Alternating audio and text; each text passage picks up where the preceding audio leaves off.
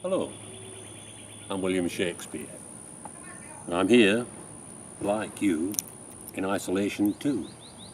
In my case, because a deadly disease, the bubonic plague, has spread from Europe and has now arrived here in England. We have no preemptive medicines, no curative medicines at all either, come to that.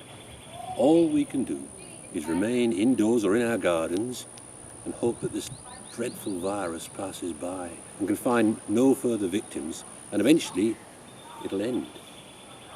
Does that sound familiar? See, some things have changed lots in the last 400 plus years, others haven't.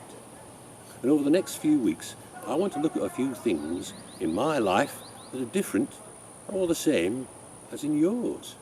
For instance, sanitation and hygiene, medical care and medications, transportation and daily life. How has it changed from my time in Elizabethan England to yours? But I want you to really realise that this, although it's a change in your life, is a wonderful opportunity.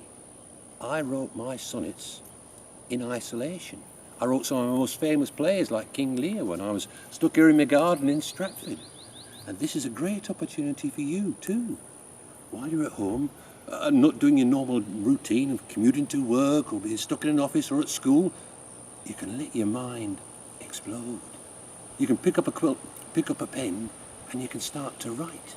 You can write about your life, your history, your family, pass it on to your children and their grandchildren. Maybe they'll pass it on to their grandchildren and they'll know about this ancient ancestor they would otherwise not know of. You can write poetry, you can create art, you can play a musical instrument, learn a language, all those things you never had time in your busy life to do before. You now have the opportunity. For example, Sonnet 29, one of my most famous sonnets I wrote in isolation, perhaps a clue is in the second line.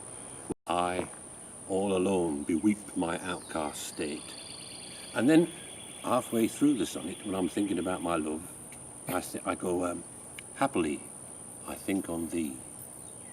And then I finish the sonnet with a rhyming couplet at the end, which is, for thy sweet love remembered, such wealth brings, that then I scorn to change my state with kings. I hope to be visiting you in your isolation, this blessed solitude again very soon. But in the meantime, this is William Shakespeare saying, keep safe, healthy and washed.